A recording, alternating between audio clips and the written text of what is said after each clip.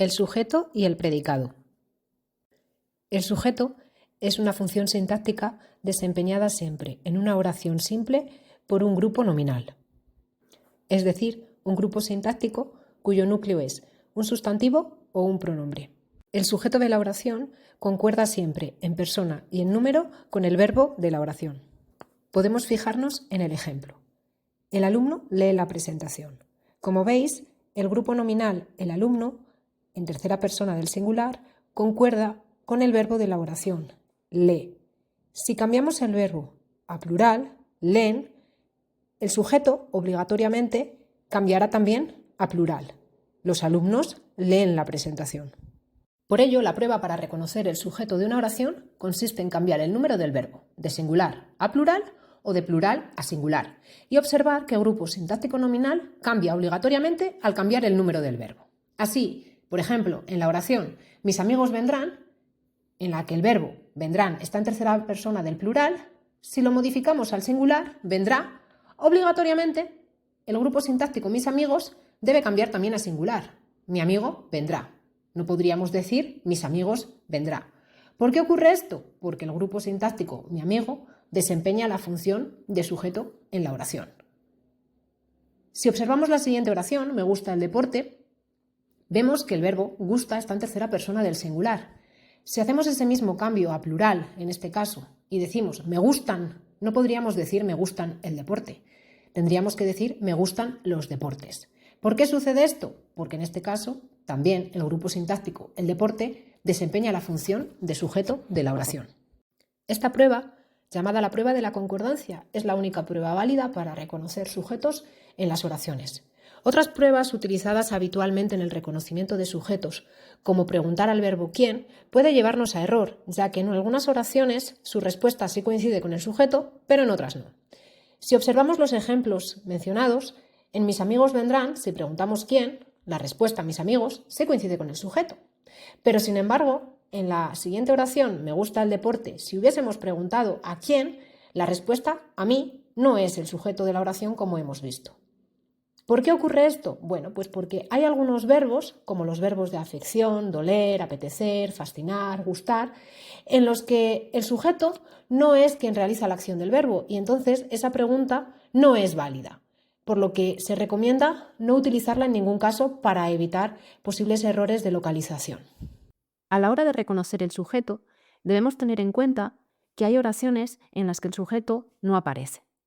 Ocurre, por ejemplo, en el caso de las oraciones con el sujeto omitido o elíptico.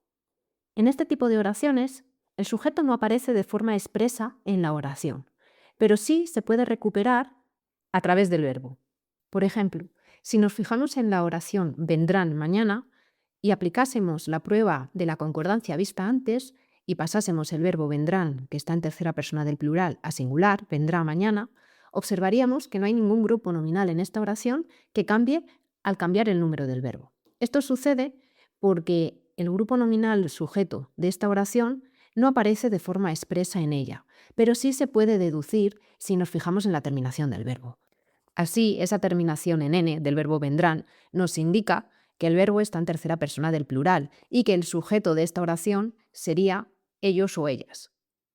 Ocurre lo mismo si nos fijamos en el ejemplo queremos un descanso. Si pusiésemos ese verbo que está en primera persona del plural en singular, quiero un descanso, tampoco habría ningún grupo nominal que cambiase, porque no aparece en la oración.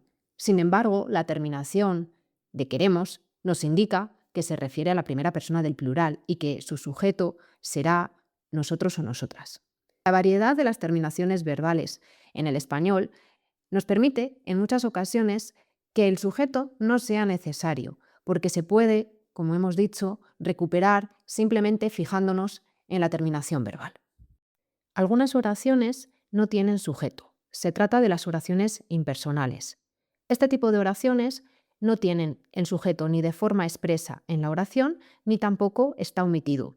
Son oraciones sin sujeto, por tanto, porque la naturaleza de su verbo impide que lo tenga.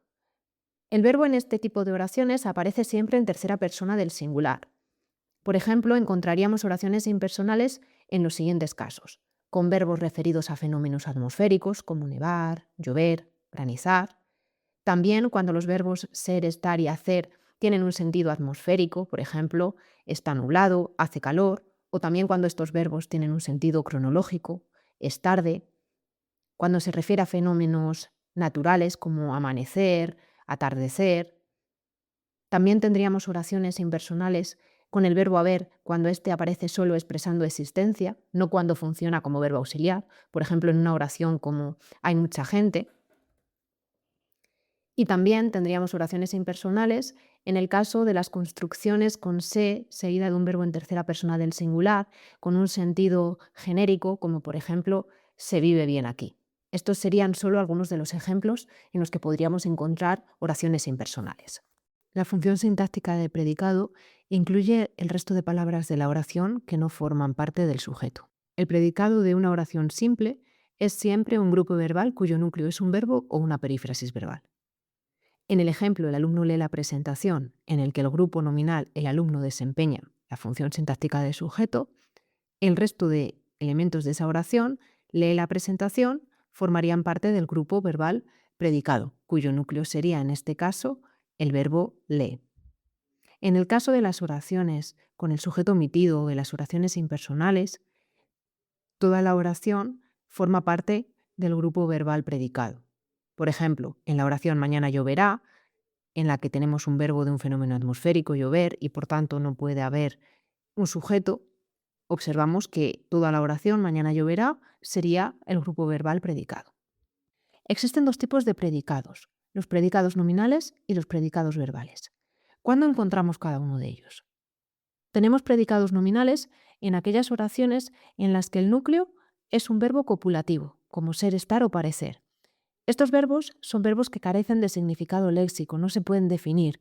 Su única función es servir de enlace entre el sujeto y aquello que se dice del sujeto. Por ejemplo, en la oración el pueblo es muy bonito, observamos que el verbo ser, la única función que tiene es la de unir el sujeto, en este caso el pueblo, con lo que se dice sobre el pueblo. Muy bonito. También tendríamos predicados nominales en el caso de que apareciesen en la oración verbos semicopulativos. Estos verbos han perdido su significado original y pasan a utilizarse como sinónimos de ser o estar. Por ejemplo, si dijésemos la profesora se ha puesto muy contenta, en este caso el verbo se ha puesto funciona como sinónimo de está. Entonces también se consideraría un predicado nominal. Por su parte, los predicados verbales serían aquellos que tienen como núcleo un verbo predicativo, es decir, cualquier verbo que sí que posee un significado léxico. Por ejemplo, en la oración el alumno lee la presentación, el grupo verbal lee la presentación, que desempeña la función de predicado, tiene como núcleo un verbo como leer, que sí tiene un significado léxico.